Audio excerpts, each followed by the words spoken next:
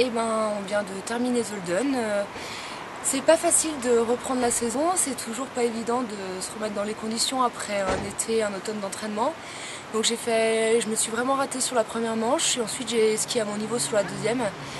Euh, c'est, je m'en veux parce que je finis 12e et c'est pas un bon résultat parce que je passe à côté de la moitié de ma course.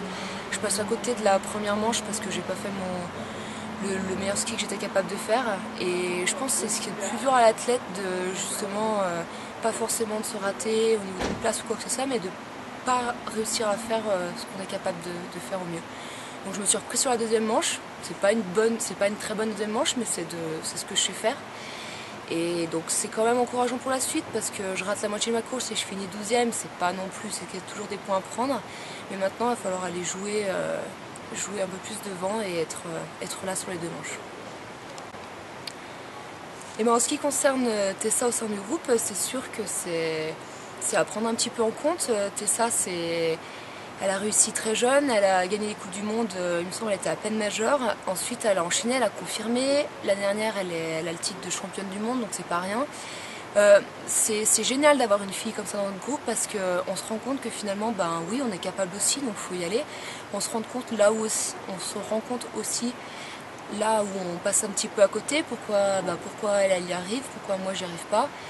Ensuite, au niveau des médias, tout ça, je trouve ça tout à fait normal qu'elle soit bien plus médiatisée que nous, puisque tout simplement elle est meilleure. Ça, c'est la championne du monde en titre. Elle a des résultats à l'appel, elle n'a plus besoin de la présenter. Et puis bon, les filles qui arrivent derrière, donc nous par exemple, on est un petit peu plus loin, en France, donc c'est sûr que c'est tout à fait normal. Alors effectivement aujourd'hui sur le team français, donc sur la Coupe du Monde de Zolden, il y avait une petite jeune qui est de 1995, alors que je suis de 1988.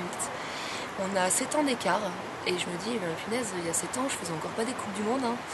Et bon, pour le moment elle vient d'arriver dans le groupe, donc elle a encore pas, il faut qu'elle se fasse un petit peu la Coupe du Monde, qu'elle continue d'enchaîner, elle a encore beaucoup de choses à apprendre.